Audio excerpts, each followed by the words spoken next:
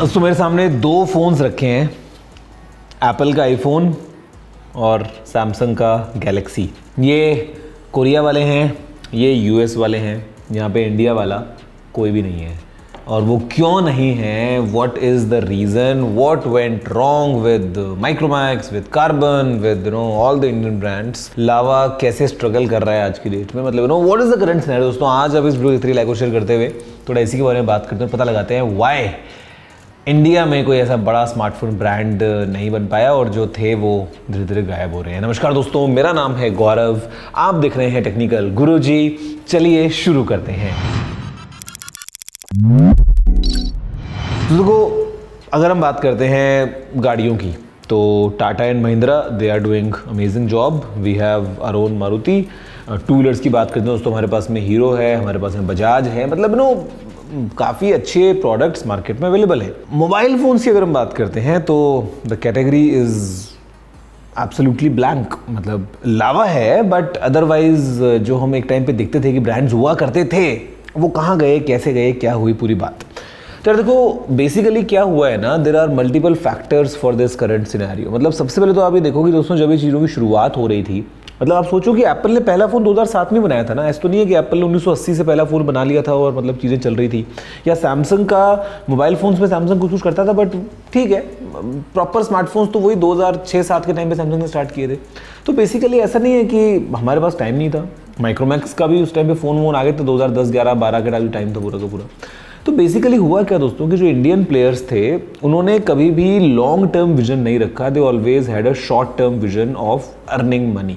Basically China गए, जो वहाँ पे फैक्ट्रीज फ़ोन्स बना रही हैं, फ़ोन उठाया, अपना लेबल चिपकाया और इंडिया में लाके फ़ोन बेच दिया। अब जिस टाइम पे इंडिया में इतने ज़्यादा ब्रांड्स नहीं हुआ करते थे, मान लो केवल सैमसंग, एप्पल, ब्लैकबेरी वगैरह, HTC, नोकिया, वो सभी हैं, महंगे फ़ोन्स आ रहे हैं, तो उस प्राइस में आपको पता है कि मार्केट में तो डिमांड ज़्यादा है। कम प्राइस करके अगर आपने एक फ़ोन बेच दिया, चाइना से बनवाया था फ़ोन आपने और आपने अपना बीच में एक अपना मार्कअप रख लिया, तो आपको ईजी मनी मिल रहा है। अब ईजी मनी मिल रहा है, फ़ोन आपके बिक रहे हैं, आपका ब्रांड बड़ा बन रहा है। तो ऐसे करके बहुत सारे जो प्लेयर्स आए थे, they all came with the only goal of earning money. They saw this opportunity कि अच्छा मार्केट में अभी इस टाइम पे गैप है और चाइना में जाके सस्ता बन जाता है फ़ोन, वहाँ फैक्ट्रीज़ हैं जो पूरा रेडी करके देती है मामला। तो जैसा मर्जी, कम, अच्छा, बुरा, मीडियोकर, जो क्वालिटी का फ़ोन होगा लाके चिपकाया और बेचना स्टार्ट किया। तो उसमें फास्ट फॉरवर्ड क्या हुआ 2014-15 के टाइम में कि जो चाइनीज़ प्लेयर्स हैं उनको जब समझ में आया कि इंडिया इतना बड़ा मार्केट है और ऐसे में ये कुछ ऐसी कंपनीज़ हैं जो हमारे ही फ़ोन जो हैं वो लाके वहाँ बेचती हैं, दे सॉ दिस अपॉर्चुनिटी, लगा कि यार हम क्यों ना जाएं। दे केम इन डायरेक्टली, और जब वो डायरेक्टली आए तो वो इतना एग्रेसिवली आए कि इंडियन जो प्लेयर्स थे वो प्राइस में कॉम्पीट कर ही नहीं पा रहे हैं। मतलब भाई मैं ही तो हूँ ना जो असली माल बनाता हूँ। अब मैं खुद ही अगर मार्केट में आ जाऊँगा तो मेरे से बेटर प्राइस कोई और कैसे सकता है। और अगर मुझे कुछ थोड़ा बहुत नुकसान झेलना है तो मैं नुकसान झेलने को भी तैयार हूँ, मैं अंडरकट कर दूंगा सब कुछ। इसी डिसरप्शन के साथ दोस्तों, फॉर एग्जाम्पल जब Xiaomi आया था, आपको पता है कि कितना एग्रेसिव है कि भाई मतलब एकदम सस्ते में बहुत ही तगड़ा वाला फ़ोन। बिकॉज आइडिया वही था कि पूरे मार्केट में अंदर तक घुसना है, उसके बाद में कमा लेंगे, प्रॉफिट तो बाद में बहुत कमा लेंगे। That's how it all started with Oppo, Vivo, Xiaomi। उस टाइम में दोस्तों जो सारे ब्रांड्स थे इन्होंने आके पूरा कब्जा किया। और इंडियन ब्रांड्स के पास क्योंकि वो विजन नहीं था ऑफ R&D, ऑफ पूरा कि हम इन्वेस्टमेंट्स करें और कुछ अपना डेवलप करें, वो कभी नहीं किया। केवल माल लाया, चिपकाया और बेचा। That's the reason they all got wiped away one by one, because वो सस्टेन नहीं कर पाए। और अंदर इतना एपेटाइट, मतलब पैसा बहुत कमा रखा है तो ठीक है भैया, आज मोबाइल नहीं है तो कल कुछ और कर लेंगे। लावा केवल एक ऐसा ब्रांड था जो दोस्तों टिका रहा और अभी तक भी टिका हुआ है और कुछ कुछ करके अपने फोन्स लेके आता रहता है। But then again Lava is also facing lots of problems and problems because of the volumes. कहने का मतलब ये है कि अगर आज लावा जाता है मान लो क्वालकॉम के पास और क्वालकॉम को बोलता है कि हमको आपका ये प्रोसेसर चाहिए, क्वालकॉम बोलता है भाई कितने पीस लोगे। अब लावा को पता है कि मार्केट में कितना शेयर है और कितने फ़ोन्स बेच पाएगा। लावा बोलता है कि मेरे को चाहिए ये 2 लाख पीस। अब ऐसे में अगर Xiaomi जाता है क्वालकॉम के पास और Xiaomi बोलता है कि मेरे को भी ये वाला आइटम चाहिए, Xiaomi से पूछता है वो भाई कितने पीस लोगे, Xiaomi बोलता है मेरे को चाहिए 50 लाख पीस। भाई Xiaomi 50 लाख पीस का ऑर्डर प्लेस कर सकता है ना, क्योंकि नंबर 1 उसको पता है कि उसके फ़ोन्स बिकते हैं, नंबर 2 उसके पास में इतना बड़ा लाइनअप है, उसको पता है कि मैं यहाँ नहीं तो यहाँ, इसमें तो इसमें बेच दूंगा, बल्क में मैं बाइंग कर सकता हूँ। अब होगा क्या, इसमें 2 चीज़ें, नंबर 1 Xiaomi को प्राइस अच्छी मिलेगी, नंबर 2 जो डिलीवरी है वो भी Xiaomi के फेवर में होगी।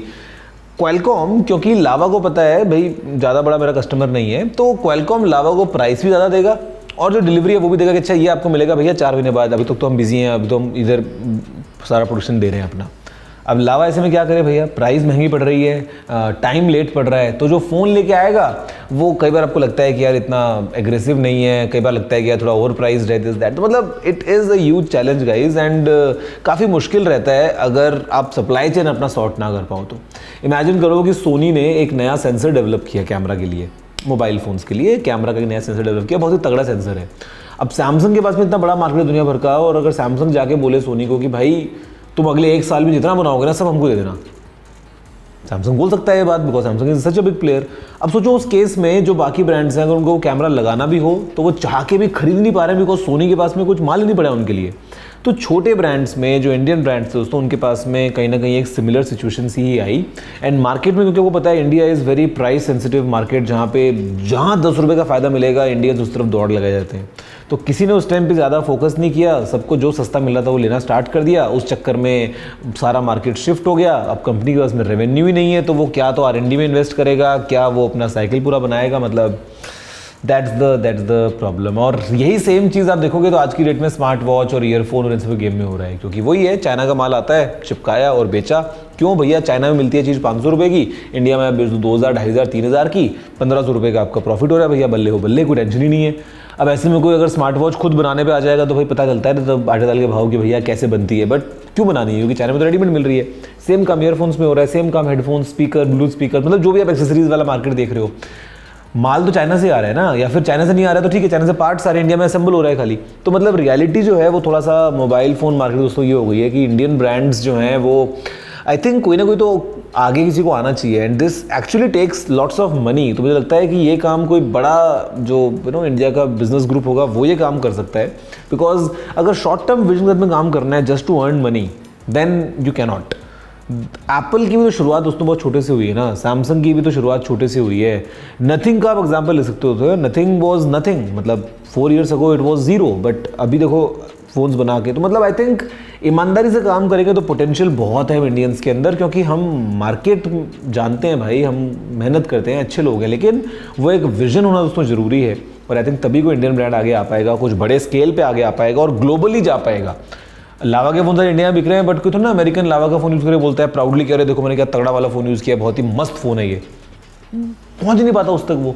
तो मुझे लगता है कि ये चीज़ फ्यूचर में होगी, बट अभी के लिए तो the only reason that no Indian smartphone brand could make it big, मतलब बिग तो किया है। देखो एक टाइम पे माइक्रोमैक्स ने जो है वो सैमसंग को बीट कर दिया था और मार्केट शेयर में बहुत तगड़ा हो गया था, but idea was only to do that short term thing. तो दैट्स द रीज़न दोस्तों कि जो मेन इंटेंट है वो पैसे कमाने पे रहा, वो कभी R&D या कभी कुछ नया डेवलप करना है, खुद का करना है, फ्रॉम स्क्रैच करना है, जेन्युइन आइडिया के पॉइंट ऑफ व्यू से, वो कभी कोई नहीं कर पाया। That's a sad reality, but क्या कर सकते हैं, this is how it is. वैसे आप बताओ दोस्तों, आपको क्या लगता है कि फ्यूचर में क्या कोई इंडियन ब्रांड बड़ा बन सकता है, या क्या आपको लगता है कि लावा एक दिन और बड़ा करेगा, because you all support as long as they doing the right work. आप बताओ दोस्तों, व्हाट्स योर टेक, नीचे कमेंट करते हुए, शेयर करते हुए।